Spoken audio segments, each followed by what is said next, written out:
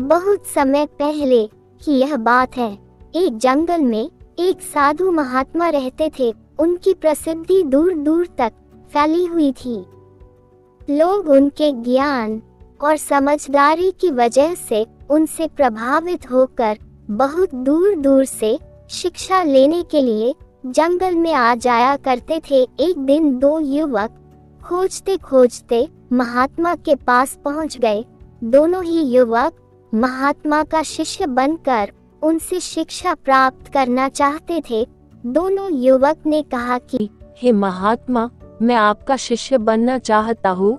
महात्मा कई युवकों को शिक्षा दे चुके थे, लेकिन वे किसी भी युवक को शिक्षा देने से पहले उसकी कसौटी किया करते थे। इन दोनों युवकों को महात्मा ने देखा तो वे उन्हें अच्छे घर से लगे और उनकी परीक्षा लेने की महात्मा ने तय किया। महात्मा ने दोनों युवकों से कहा कि मैं तुम्हें अपना शिष्य जरूर बना लूंगा, लेकिन उसके लिए तुम्हें मेरी एक शर्त पूरी करनी पड़ेगी। युवकों ने महात्मा से कहा कि आप जो भी कहेंगे हमें मान्य है। महात्मा ने अपने पास रखी दो तोते की मूर्तियां दोनों युवकों को एक एक को देते हुए कहा कि इन तोते की मूर्तियों को तुम जीवित तोता ही मानो, और तुम्हें ये करना है कि जब तुम्हें कोई देख ना रहा हो तब तुम्हें इन तोतों की गर्दन मरोड़ देनी है। जब तुम दोनों ऐसा करने में सफल हो जाना तो मेरे पास चले आना। दोनों युवकों ने अपने अपने तोतों को ध्यान से देखा।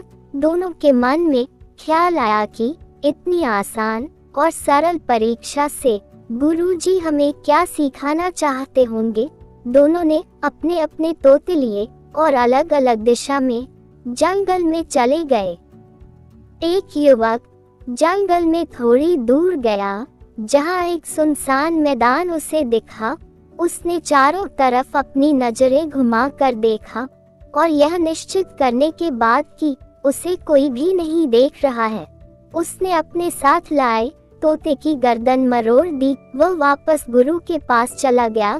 दूसरा युवक भी जंगल में दूसरी तरफ एक सुनसान जगह पर पहुंचा और एक पेड़ के नीचे खड़ा रहकर हर तरफ से नजरें घुमाकर देखने के बाद जब वह तोते की गर्दन मरोड़ने लगा, तब उसकी नजरें अचानक पेड़ के ऊपर बैठी तितली पर पड़ी। क्योंकि उसे ऐसा करते हुए वह देख रही थी, इसलिए उसने तोते की गर्दन नहीं मरोड़ी। युवक थोड़ी देर सोचने के बाद झाड़ियों में छिप गया और वहां पर तोते की गर्दन मरोड़ने की कोशिश करने लगा, लेकिन वहां पर भी उसकी नजर झाड़ी में बैठे एक चूहे पर पड़ी और वहां पर भी वह ये काम पूरा न कर पाया।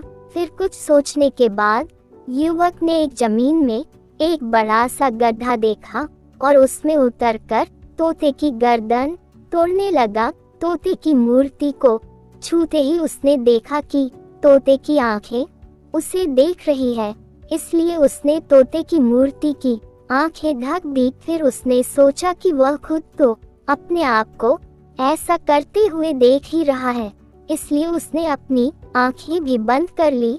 अब वह निश्चिंत हो गया कि उसे अब कोई नहीं देख रहा है। वह तोते की गर्दन पर हाथ रखकर मरोड़ने ही वाला था कि उसके अंदर से एक आवाज आई। वह आवाज उसके अंतरात्मा की थी।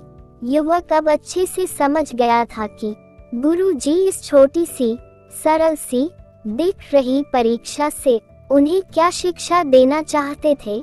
युवक बिना उस तोते की गर्दन मरोड़े ही गुरु के पास पहुंचा। गुरु के पास जाकर युवक ने गुरु से माफी मांगते हुए कहा कि गुरुजी, मुझे क्षमा कर दीजिए, मैं आपका दिया ये काम पूरा नहीं कर पाया, क्योंकि जब भी मैं ऐसा करने की कोशिश करता तो मुझे कोई ना कोई देख रहा था। जब मैंने ये सुनिश्चित कर लिया कि बाहरी दुनिया में मुझे कोई देख नहीं रहा है, तब भी मेरी अंतरात्मा और वह परमात्मा मुझे देख रहा था, इसलिए मैं इस परीक्षा में पूरी तरह असफल रहा। महात्मा ने उस युवक को शाबाशी देते हुए कहा कि तुम इस कसौटी में असफल नहीं बल्कि पूरी तरह से सफल हुए हो।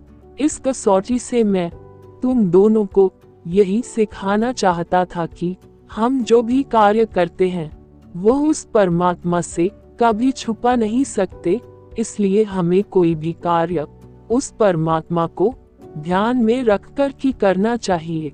और जब हम ऐसा करते हैं तो हम कभी गलत कार्य नहीं कर पाते।